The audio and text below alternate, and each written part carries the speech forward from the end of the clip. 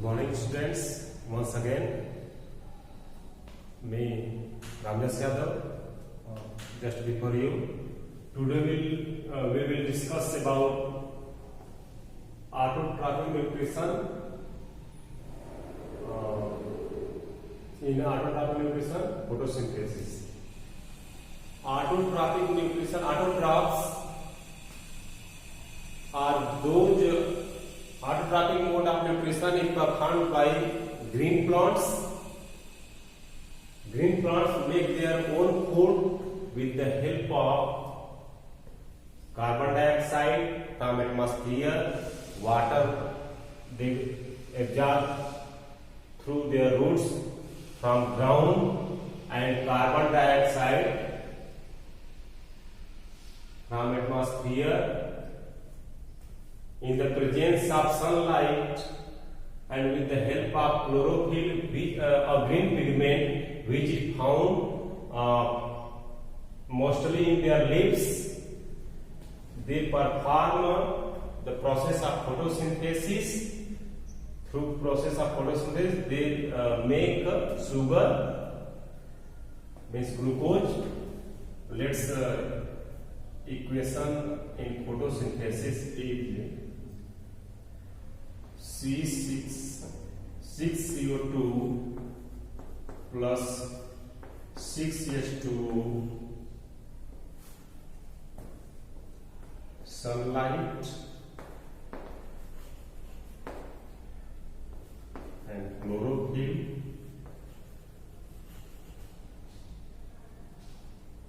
and ये बनता है C6H12O6 plus 6O2. This is glucose. This is formula of glucose, which is a simple sugar, and this is oxygen. Students you are seeing, आप देख रहे हैं कि यह एक ग्रीन प्लांट्स का डायग्राम है।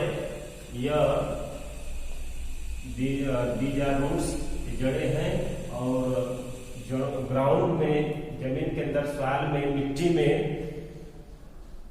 जल पाया जाता है कैपिलरीज के रूप में, केशिका जल के रूप में, और इसको जड़ों के ऊपर रूट हेयर्स पाए जाते हैं, मुर्रों पाए जाते हैं, और यह जल ऑस्मोसिस प्रोसेस के द्वारा, ऑस्मोसिस प्रक्रिया के द्वारा, यहां पर ऐसा सांद्रण ज्यादा है वाटर का then the concentration in the roots.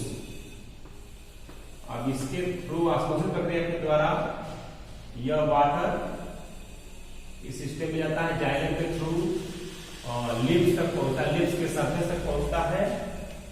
और यहां देख रहे हैं सन से सनलाइट मिल रही है, सोलर एनर्जी मिल रही है। सनलाइट को ग्रीन पिगमेंट्स, क्लोरोफिल, जो कि लिप्स में पाए जाते हैं, एब्जॉर्ब करते हैं, and carbon dioxide from atmosphere, atmosphere से कार्बन डाइऑक्साइड एब्जॉर्ब करते हैं, और एक गैसियस एक्सचेंज होता है स्टोमेटा के थ्रू। टीनी पोर्स पाए जाते हैं लिप्स के लोअर सरफेस पर, टीनी पोर्स पाए जाते हैं जस्ट बाय इस तरह से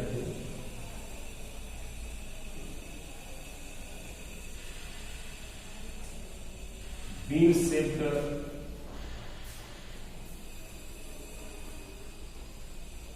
this is a stoma.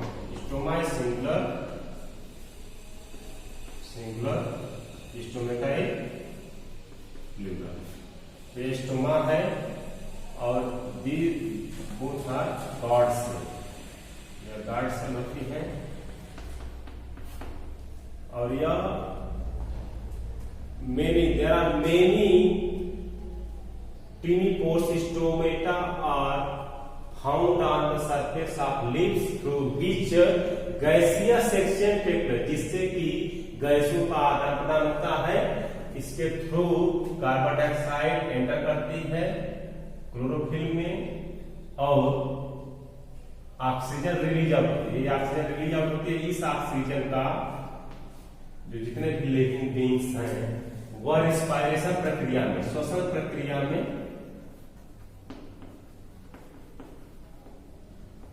उपयोग करते हैं और इससे एटीपी रिलीज आउट होती है और वह एटीपी वेरियस विभिन्न प्रकार की जो प्रक्रियाएं हैं, मेटाबॉलिक प्रक्रियाएं हैं, उनमें यूज होता है। मेटाबॉलिक मीन्स उपापचय क्रिया है, उपापचय क्रिया।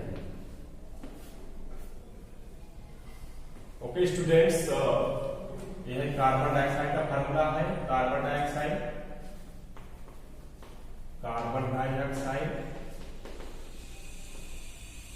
and this is water and this is glucose का एक फार्मूला है। अब हम देखेंगे role of, next we will see, हम लोग देखेंगे कि क्लोरोफिल का क्या रोल है ना। तो ये role of chlorophyll in photosynthesis,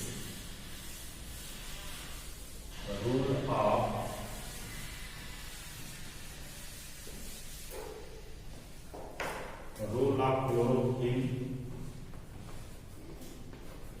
rule of chlorophyll in photosynthesis।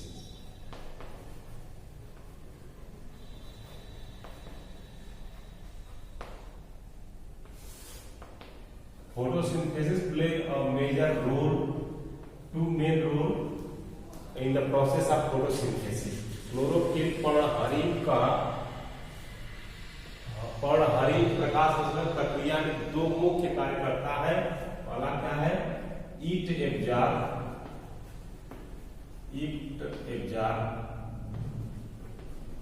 Solar energy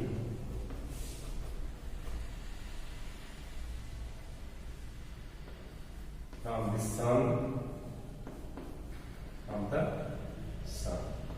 near about 83% light absorbed falling on the leaf surface,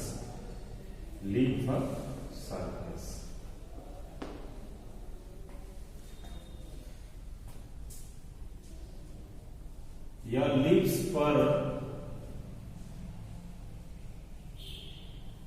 जो लीव्स पर लाइट पड़ती है वो 83% लाइट एब्जॉर्ब करती है और इसका 4%, 83% का 4% लाइट या क्लोरोफिल एब्जॉर्ब करता है। 4% सोलर एनर्जी का 83% लीव्स पर एब्जॉर्ब करती है और इसका 4% क्लोरोफिल एब्जॉर्ब करता है, इस लाइट का chlorophyll. Okay students, second function is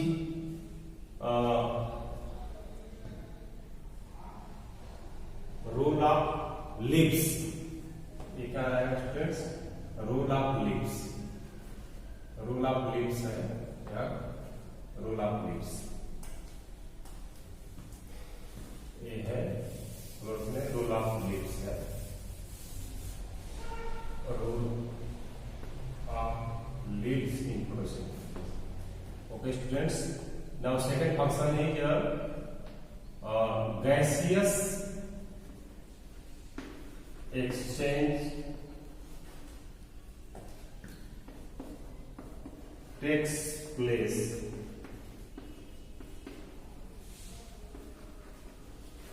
through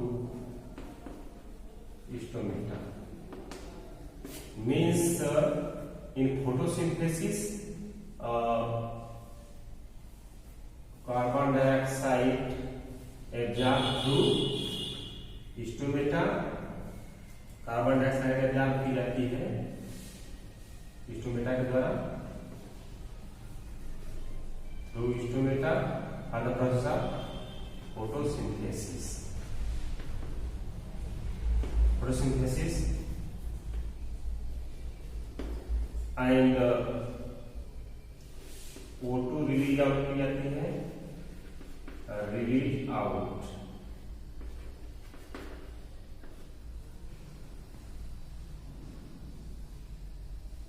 release out की जाती है through the stomata used for respiration. ये ऑक्सीजन किसके द्वारा यूज की जाती है, किस प्रक्रिया में, श्वसन प्रक्रिया में ये ऑक्सीजन यूज की जाती है। Okay students, we have studied, आप लोगों ने देख लिया कि जड़ों द्वारा अवशोषित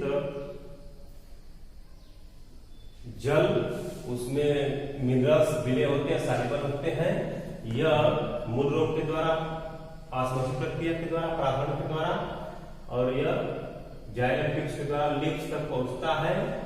water minerals carbon dioxide atmosphere से, सनलाइट और क्लोरोप्लास्ट हरित लवण के अंदर क्लोरोफिल होता है, और क्लोरोफिल में वह सोलर एनर्जी की सहायता से पौधे अपना भोजन बनाते हैं।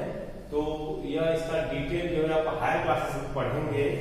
अभी simple, this is simple explanation of photosynthesis, उसमें लाइट सिंथेसिस होता है, तो इसको हायर क्लासेस में आप पढ़ेंगे। ओके, अब हम देखते हैं importance of photosynthesis. Now students we see what are importance of photosynthesis. Okay, importance of photosynthesis.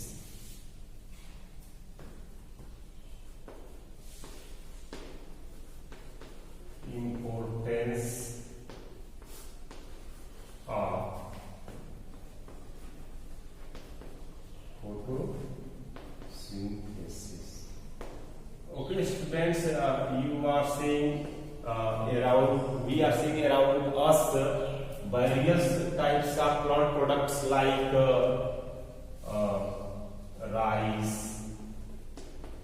wheat, barley, cucumber,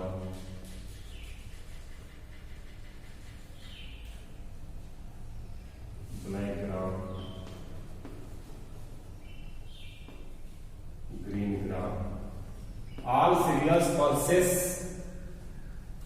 we get cereals pulses at the result of photosynthesis, means प्रकाश संश्लेषण प्रक्रिया में पौधे ग्लूकोज का, sugar का, simple sugar का formation करते हैं, और यह शुगर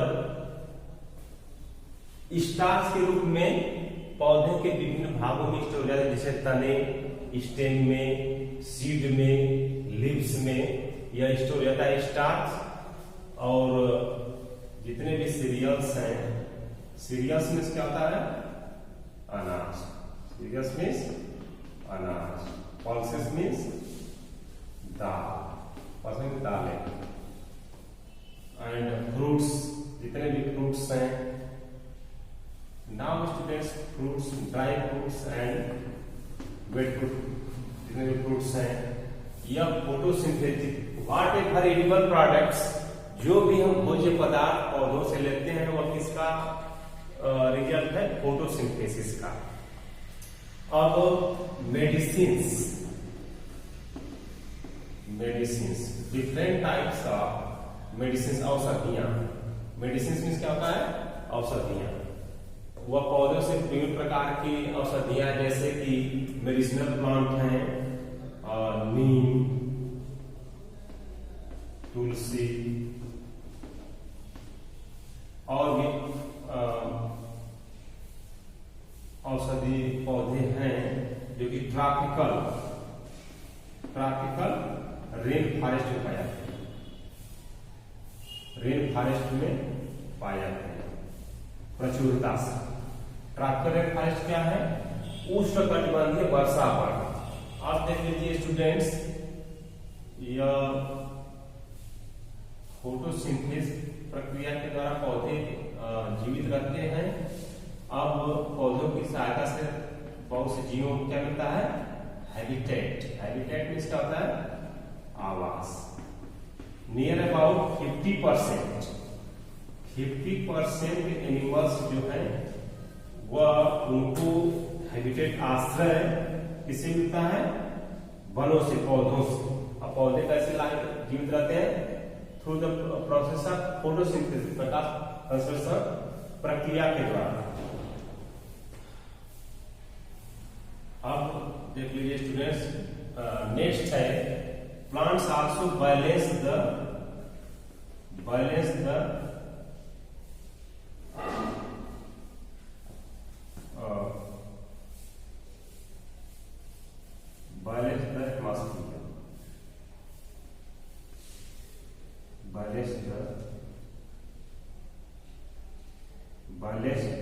gases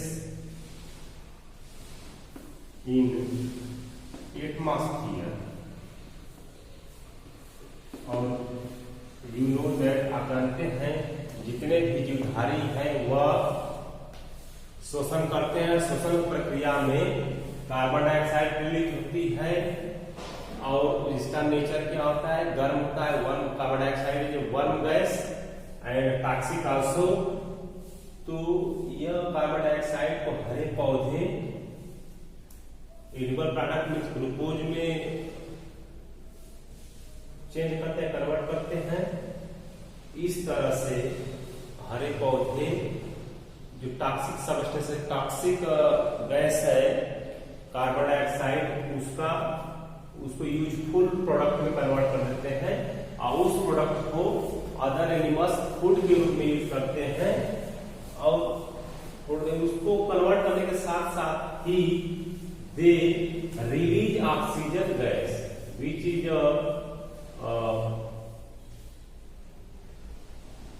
जिसको कहते हैं प्राणवायु।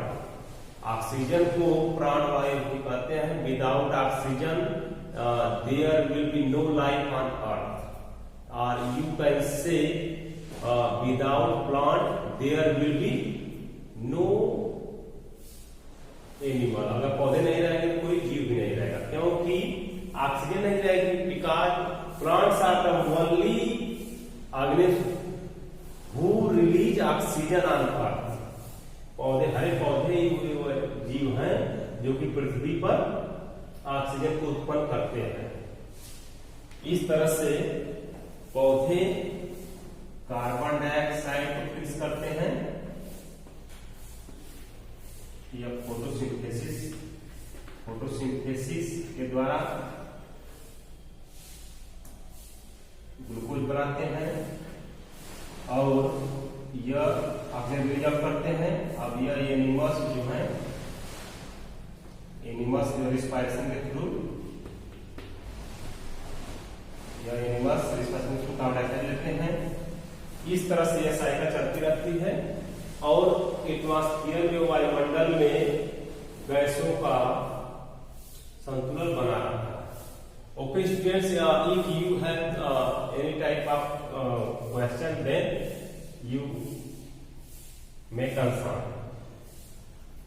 Okay, thank you, have a nice day.